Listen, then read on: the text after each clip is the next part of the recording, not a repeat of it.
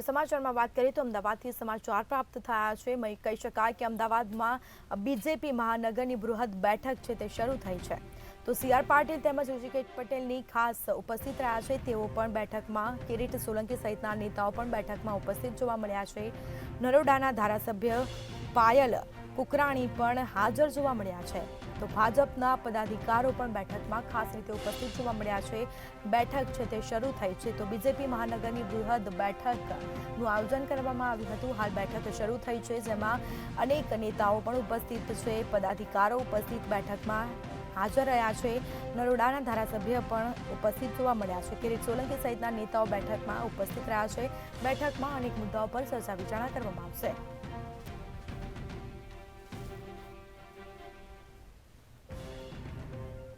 તો અમદાવાદમાં બીજેપી મહાનગરની બૃહદ બેઠક શરૂ થઈ છે. સી.આર. પાટીલ તેમજ ઋષિકેશ પટેલની ખાસ હાજરી, એટલે કારણ કે બેઠકમાં અનેક મુદ્દાઓ પર ચર્ચા થશે. લોકસભાની ચૂંટણી આવવાની છે ને જેને લઈને હાલ બીજેપી દ્વારા મહાનગરની બૃહદ બેઠક છે તે શરૂ કરાઈ છે. તો લોકસભાની ચૂંટણીને લઈને તૈયારીઓ છે તે શરૂ કરી દેવામાં આવી છે. બેઠકનું આયોજન કરવામાં આવ્યું છે. સી.આર. પાટીલ ખાસ ઉપસ્થિત જોવા મળ્યા છે. વધુ વિગતો સાથે સંવાદદાતા સરફરાઝ નાગોરી આપણી સાથે લાઈવ જોડાઈ ગયા છે. જી, અમદાવાદમાં બીજેપી મહાનગરની બૃહદ બેઠક છે તે શરૂ થઈ છે, શું માહિતી?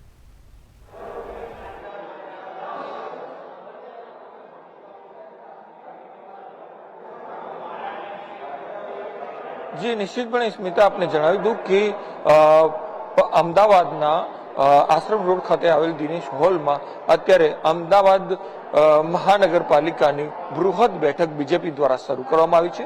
તેમાં બીજેપીના પ્રદેશ અધ્યક્ષ સી.આર. પાટીલ, કેબિનેટ મંત્રી ઋષિકેશ પટેલ સહિતના બીજેપીના દિગ્ગજ આગેવાનો, સાંસદો, ધારાસભ્યો સહિતના તમામ પદાધિકારીઓ અને બૂથ લેવલના કાર્યકર્તાઓ પણ ઉપસ્થિત છે.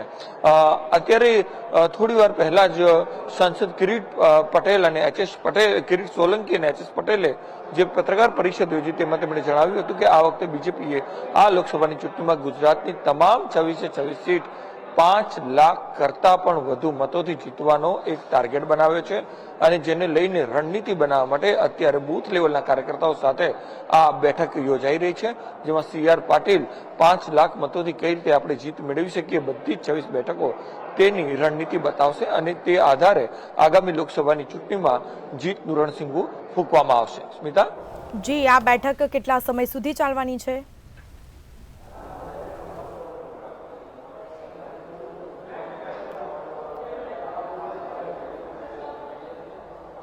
જી, નિશ્ચિતપણે આપણે જણાવ્યું હતું કે સ્મિતા, હમણાં થોડી વાર પહેલા જ આ બેઠક શરૂ થઈ છે અને આ બેઠકની અંદર તમામ મહાનગરપાલિકાના જેટલા પણ પદાધિકારીઓ છે, જિલ્લા લેવલથી લઈ તાલુકા લેવલથી થઈ અને ગ્રામ્ય કક્ષા સુધીના જેટલા પણ કાર્યકર્તાઓ છે એ તમામ કાર્યકર્તાઓ હાજર છે. ઇવન કે બૂથ લેવલના જે કાર્યકર્તાઓ છે તે પણ હાજર છે અને તમામ કાર્યકર્તાઓને પૂરેપૂરી વ્યૂહરચના સમજાવવામાં આવશે કે કઈ રીતે આપણે એક બૂથ જીતી શકીએ અને ખાસ કરીને જે બૂથ વીક છે કે જ્યાં બીજેપી હંમેશા પાછળ રહી છે તેવા બૂથો પર, એમાં ખાસ કરીને જે લઘુમતી વિસ્તારોના બૂથ છે, આ બૂથો પર કઈ રીતે જીત હાંસલ કરી શકાય અને એક એક પેજ કઈ રીતે જીતી શકાય તે બધી જ બાબતોની ચર્ચા કરવામાં આવશે. તે બધી જ બાબતો વિશે પ્રોપર ગાઈડન્સ આપવામાં આવશે પ્રદેશ અધ્યક્ષ તેમજ કેબિનેટ મંત્રી સહિતના ઉચ્ચ પદાધિકારીઓ દ્વારા. તેથી આ બેઠક મિનિમમ અંદાજિત મુજબ 1.5 થી 2 કલાક સુધી ચાલે તેવી શક્યતાઓ છે, પરંતુ એક્ઝેક્ટ કેટલો સમય ચાલશે તેવું કોઈ કોડ પાડવામાં આવ્યો નથી.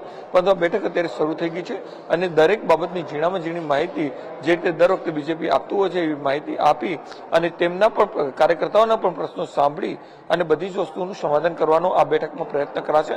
તેથી આ બેઠકનો દોર થોડો લાંબો ચાલે તેવી પણ પૂરેપૂરી સંભાવના છે. સ્મિતા જી, આ બેઠકમાં કયા મુદ્દાઓ પર ચર્ચા કરવામાં આવશે, કારણ કે હવે લોકસભાની ચૂંટણી નજીક આવી રહી છે?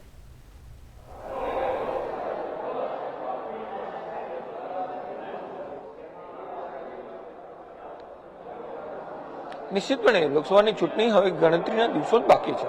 હવે ગમે ત્યારે થોડા સમય બાદ ઇલેક્શન જાહેર થાય તેવી પણ પૂરેપૂરી સંભાવના છે. જે રીતે રામલલાના મંદિરની પ્રાણ પ્રતિષ્ઠા થઈ છે અયોધ્યામાં, તેને લઈને ભાજપના કાર્યકર્તાઓ પણ ખૂબ જ ઉત્સાહમાં છે અને આ જ ઉત્સાહને ઇન્કેશ કરવા માટે ભાજપ રણનીતિ બનાવી રહ્યું છે અને બધી જ બાબતોની ચર્ચા કરવામાં આવશે. અત્યારે આ મહાનગરની બૃહદ બેઠક થઈ રહી છે, ત્યારબાદ દરેક જેટલી પણ લોકસભા સીટો છે એ તમામ 26 લોકસભા સીટો પર આ પ્રકારની બેઠકો થશે અને દરેક કાર્યકર્તાઓમાં પ્રાણ પૂરવામાં આવશે, ઉત્સાહ પૂરવામાં આવશે કે જેથી કરીને તેઓ દરેકે દરેક બૂથ નહીં પણ દરેકે દરેક પેજ જીતે અને એ પ્રકારની બધી જ રણનીતિ બનાવવામાં આવશે. જે રીતે ભાજપની અંદર અત્યારે કોંગ્રેસ તેમજ અપક્ષો જોડાઈ રહ્યા છે તેને લઈને જે બીજા પણ જે કાર્યકર્તાઓ છે, ભાજપના જે પાયાના કાર્યકર્તાઓ છે, તેમાં કોઈ નારાજગી ના વર્તાય, તે પણ એકજૂટ રહે અને પૂરો સંકલન બેસાડવામાં આવે નવા અને જૂના કાર્યકર્તાઓ અને પદાધિકારીઓ સાથે. એ બધી જ બાબતોની બીજેપી ધ્યાન રાખી રહ્યું છે ને એ બાબતમાં બીજેપી વિચારી રહ્યું છે, તેનું પ્રોપર પ્લાનિંગ કરી રહ્યું છે. જે રીતે બીજેપી દર વખતે પ્રોપર પ્લાનિંગ સાથે લોકસભા અને વિધાનસભાની ચૂંટણીમાં ઉતરતું હોય છે, જેને લીધે જ તેમને સારા પરિણામ મળતા હોય છે. આ વખતે પણ 26 સીટો જે 5 લાખ મતોથી જીતવાનો જે ટાર્ગેટ અપાયો છે તેને કેવી રીતે ફૂલફિલ કરી શકાય તેના માટે જે પણ નાનામાં નાની બાબત હશે તે બધી જ બાબતોને ધ્યાનમાં લેવામાં આવશે અને ખાસ કરીને કોઈને પણ ટિકિટ અપાય તો અન્ય જે આગેવાનો છે તેમાં કોઈ નારાજગી ન પ્રવર્તે તેના માટે પણ સેન્સ લેવાની પણ પ્રક્રિયા હવે થોડા સમય બાદ શરૂ થશે.